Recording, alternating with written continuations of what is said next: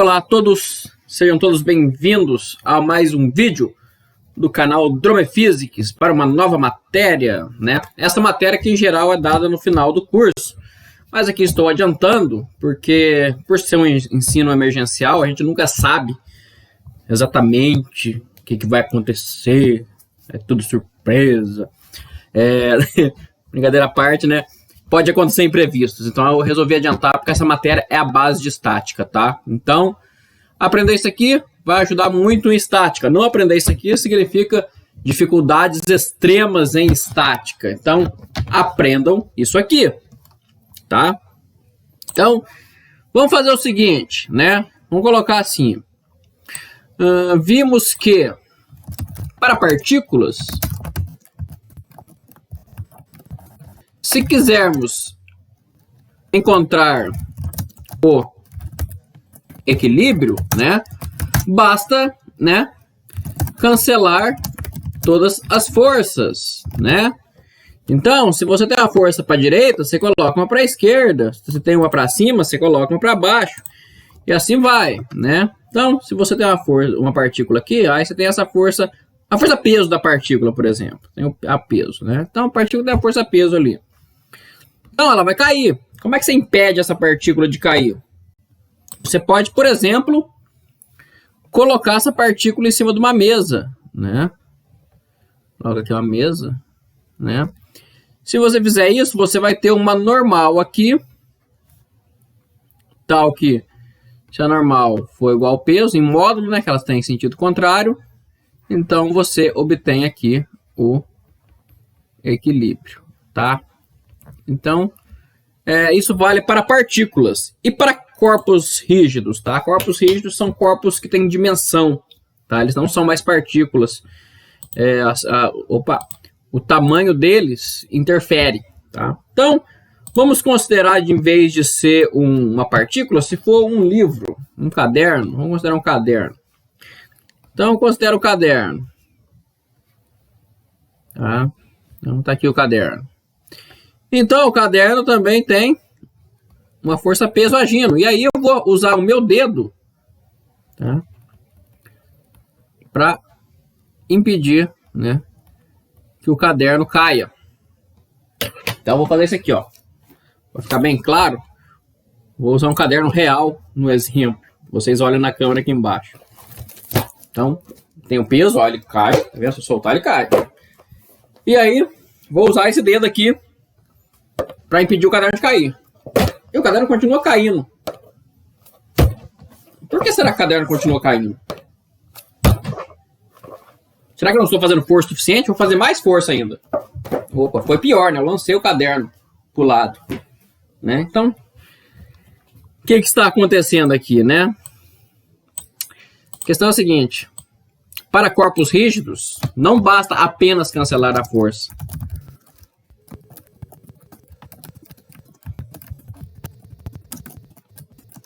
Devemos também cancelar o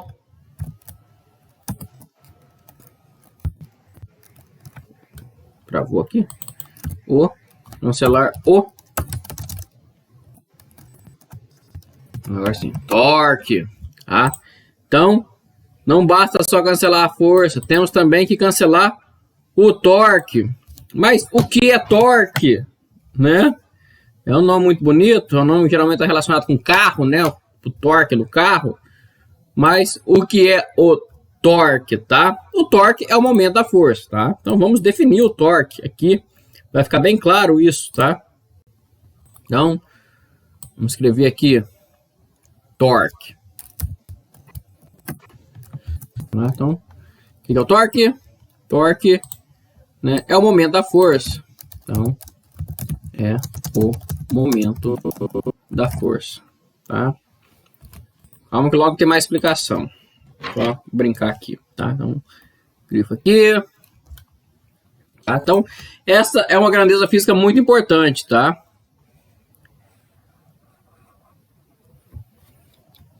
E qual que é a importância do torque, tá? A importância do torque é o seguinte.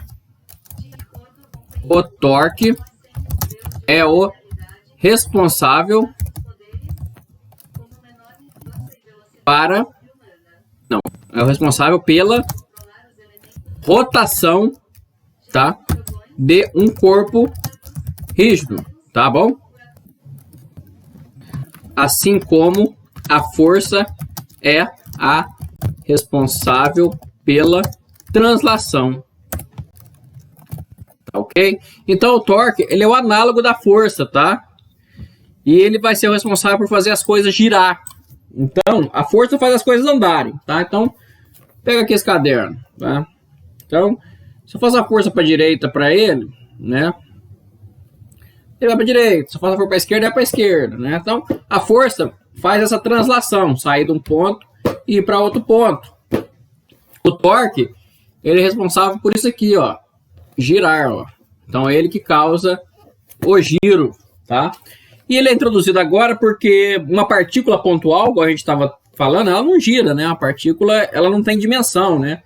O que é girar? É você sai, parte de um corpo para um lado, parte do outro corpo e para o outro, em torno de um eixo, né? Agora, uma partícula não tem dimensão, então não tem parte para ir para lugar nenhum, né? Então, o torque só faz sentido, quer dizer, o torque faz mais sentido, né?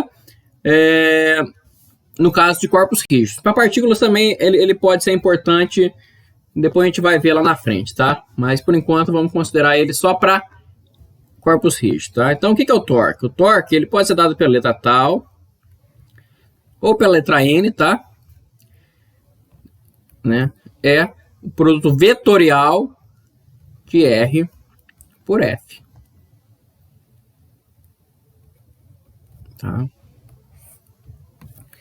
Então, esse é o torque. É o produto vetorial do vetor posição em relação à força. Agora tem um detalhe, né? Se vocês se lembram lá, né, o observador é você que define. Tá? O observador é você quem define. Então, você define sua origem. Então, cada uma das componentes vai medir um torque diferente. Tá? E aí, é inteligente da nossa parte escolher uma origem boa. Né? Por exemplo, se eu escolher a origem no ponto que a força está sendo aplicada, isso aqui não vai ter torque, tá? Porque se a origem, se eu estou na origem, então R é zero. Zero vezes qualquer coisa é zero, né? Então vamos escrever isso aí, né? Então, escolher o ponto, né, de origem, né, é uma tarefa que facilita a nossa vida. Os resultados finais sempre dão o mesmo, porque a física não depende do observador, né? Não depende se você está na direita ou na esquerda. Né? Mas o caminho para calcular as coisas pode ser mais fácil ou mais difícil. Então vamos escrever isso aí. Né? Então, o torque, né, depende da origem, né, que depende da escolha do observador. Né? Por isso, né, uma boa escolha da origem, né, facilita a nossa vida, né, ou facilita os cálculos, né? Então, o ideal é sempre a gente tentar escolher uma origem que tenha muitas forças ali agindo, tá? Por quê? Porque eu já cancelo o torque de todo mundo ali. Porque se aquela ali é a origem, 0 vezes as forças dá 0, então eu já cancelo vários torques, tá? Então, vamos dar prioridades, né, para a origem em pontos que tem bastante forças, tá? Então, vou até escrever isso aí para ficar registrado, né? Então, vamos falar assim, né? Então, uma escolha inteligente é um ponto no qual tenha muitas forças atuando, tá? Então, se tiver muitas forças atuando, eu escolher aquele ponto, eu cancelo o torque de todo mundo, porque vai dar 0 vezes F, tá? O que mais que eu posso falar? Sim, um corpo rígido é formado de vários átomos, né? Ou várias partes menores, né? Então, um corpo rígido é formado por vários átomos, né? Então, Um exemplo interessante, vou colocar assim, um exemplo interessante é o torque devido à força-peso. Tá? Então, vamos considerar de novo o caderno. Tá? Então, aqui está meu caderno. Vamos considerar, ou qualquer coisa grande, vamos considerar uma coisa maior que um caderno. Uma tábua de passar roupa. Então, essa tábua de passar roupa, ela tem várias partes. Todas essas partes têm um certo peso, vocês concordam? Né?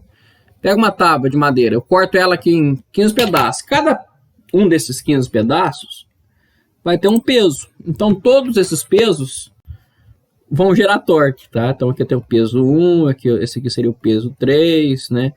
Esse aqui seria o peso 8, e esse aqui é o peso 44, que seja, né? Então, tem que calcular o torque de todo mundo? Não, não precisa, tá? Por quê? Por causa disso aqui, né? Vou falar agora. Né? Porém, né? Podemos considerar que a massa está concentrada em um único ponto. Tá? A gente pode considerar que a massa está concentrada num só ponto. E que ponto seria esse? É um ponto muito importante, que eu já falei nas aulas passadas. Esse ponto é o centro de massa. Tá? Então, né, eu não preciso calcular o torque de cada partícula individual que compõe a minha madeira. Imagina lá a minha madeira cheia de átomo de carbono, basicamente, e eu tendo que calcular o torque de cada átomo de carbono, né? Não dá. Então eu posso considerar que toda a massa está só no centro de massa. Então, se a barra tem 10 quilos e ela vale 1 metro, né? Então, eu considero que a meio metro das extremidades, todo o peso está lá. E eu posso fazer conta com isso e tudo fica fácil, tá? Deixa eu ver um negócio aqui. Então, para acabar a matéria, tá? A matéria acaba aqui oficialmente, tá? Essa matéria é a mais rápida de todas. E essa prova é bom vocês espero que vocês vão bem nela, né? Porque ela, além dela ser simples, curta, ela é base de estática, tá? A estática vai só complicar a nossa vida aqui, né? Eu já lecionei estática. Estática pega os casos mais cabulosos e trabalha com ele. Aqui a gente pega os casos mais simples, mas o conteúdo é o mesmo. Tá? Então, para encerrar, né? Se quisermos então obter o equilíbrio de um corpo rígido, devemos cancelar os torques e as forças. Se quisermos então o equilíbrio de um corpo rígido, devemos então